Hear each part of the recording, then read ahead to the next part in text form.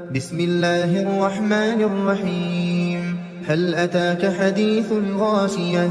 وجوه يومئذ خاشعة عاملة ناصبة تصلى نارا حامية تسقى من عين آنية ليس لهم طعام إلا من ضريع لا يسمن ولا يغني من جوع وجوه يومئذ ناعمة لسعيها راضية في جنة عالية لا تسمع فيها لاغية فيها عين جارية فيها سرر مرفوعة وأكواب موضوعة ونمارق مصفوفة وزرابي مبثوثة أفلا ينظرون إلى الإبل كيف خلقت وإلى السماء